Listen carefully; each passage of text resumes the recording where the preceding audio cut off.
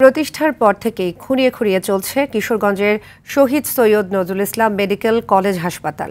প্রতিদিন কয়েক হাজারেরও বেশি মানুষ চিকিৎসা সেবা নিতে জড়ো হলেও প্রয়োজনীয় চিকিৎসক ও লোকবল না থাকায় অনেকটাই ভেঙে পড়েছে হাসপাতালটির চিকিৎসা কার্যক্রম। দীর্ঘদিন ধরে বন্ধ রয়েছে আইসিইউ, ইউরোলজি বিভাগ, মিলছে না প্রয়োজনীয় ওষুধও। ফলে সেবা বঞ্চিত সাধারণ মানুষ। কিশোরগঞ্জ সংবাদদাতার তথ্যচিত্রে বিস্তারিত জানাচ্ছেন নাদিরা সুলতানা।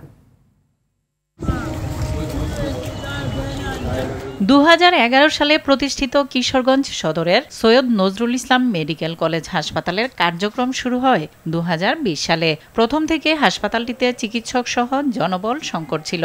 বর্তমানে হাসপাতালটির সব বিভাগ মিলিয়ে 148টি পদ শূন্য রয়েছে। অ্যানেস্থেসিয়া বিভাগেও রয়েছে সংকট। আইসিইউ ও ইউরোলজি বিভাগেও চিকিৎসা সেবা চালু করা যাচ্ছে না।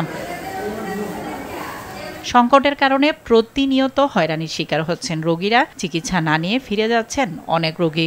ডাক্তার ভাই না, ডাক্তারে যে দেখাইব অনেক বড় কষ্ট নিয়ে গুজগাছ করতেছি যে যাইব কইতাছি বারবার যে ড্রেসিংটা করাইতে মশা মাসি বসতেছে, খুঁজে পাই না ডাক্তার।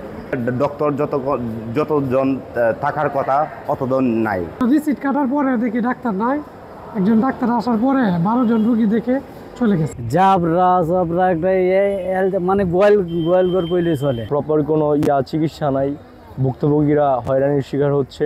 হাসপাতালটিতে সব যন্ত্রপাতি থাকলেও লোকবল সংকটে ব্যবহার না করায় মূল্যবান এ জিনিসগুলো নষ্ট হচ্ছে। বারবার মন্ত্রণালয়ে চিঠি দিয়েও কোনো সমাধান মিলছে না বলে জানান হাসপাতালটির ভারপ্রাপ্ত পরিচালক। কমপক্ষে 200 পদ যদি সৃজন হয় এবং 200 ডাক্তার যদি কর্মরত থাকে প্রতিদিন, তাহলে খুব সুন্দরভাবে সব ধরনের আমি সার্ভিস দিতে পারবো। জনমানুষের চিকিৎসা সেবা নিশ্চিতে দ্রুত সংকট নিরসন করবে সরকার, এমনটাই দাবি স্থানীয়দের। যেন চিকিৎসা করা হয়, এই সুব্যবস্থা করার জন্য সরকারের কাছে জোর দাবি। নাদিরা সুলতানা, RTV।